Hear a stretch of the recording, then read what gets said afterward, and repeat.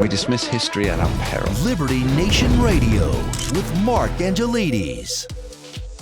And you're back on Liberty Nation Radio, heard coast to coast on the Radio America Network. I remain Mark Angelides, and we're continuing our conversation with Graham J. Noble. Thanks for sticking around, Graham. Now, earlier in the show, we were talking about Jay Jones and his rather atrocious messages regarding a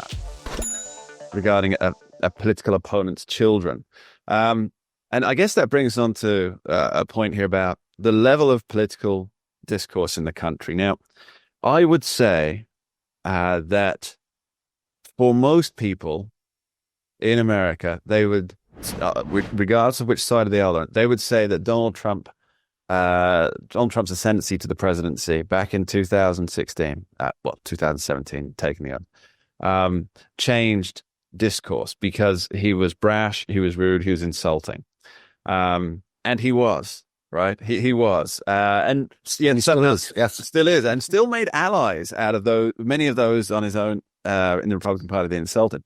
And so a lot of people would point the finger at Donald Trump changed the political discourse.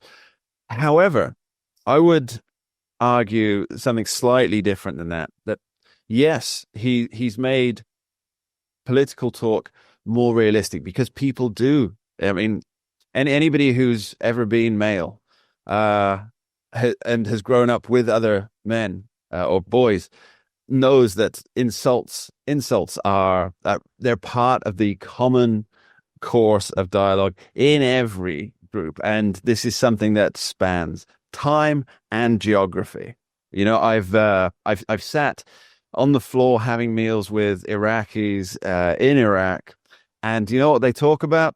They insult each other. It's what they do for fun. You know, it's the same as what everybody does. So it's made it more realistic. So it's taken this veneer off politicians should always be above the fray in their tone and tenor. And it's really just exposed it to what people talk about.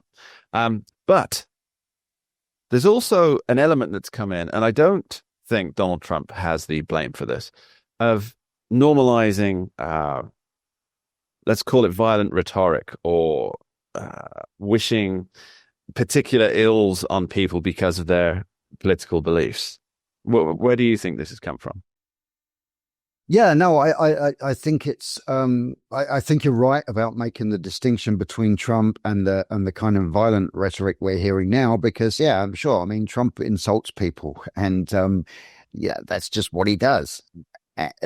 But there's a big difference between making fun of somebody. Okay, it's not, it's not. I guess nobody. Well, like I said, us guys, we don't mind it, as you've talked about, and especially if you served in the military at all, then insulting each other is just part of everyday life. It's another form of life, Graham. It's another. It begins when you get up in the morning, and it ends when you go to bed at night, and it's constant and non-stop, and it's often meant as you're often calling each other the worst things, but it's like a term of endearment in a weird way.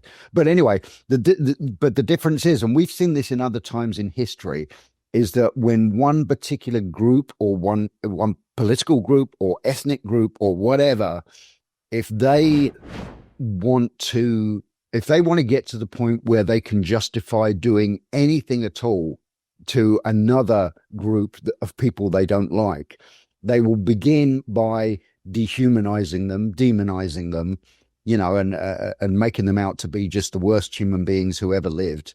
And then and then they move from that. And of course, when you make someone out to be that bad, for instance, you're calling someone a fascist or a Nazi or a homophobe or a bigot or whatever,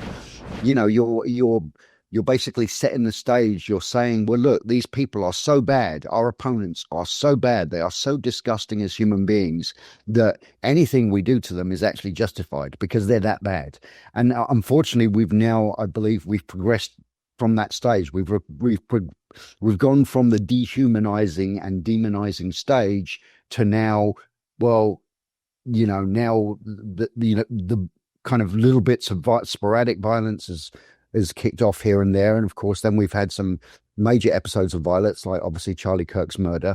And it does, unfortunately, because let's face it, no reasonable, rational human being no matter what your political beliefs, actually wants this to happen. We don't want the country to descend into some kind of awful, violent, widespread violent situation.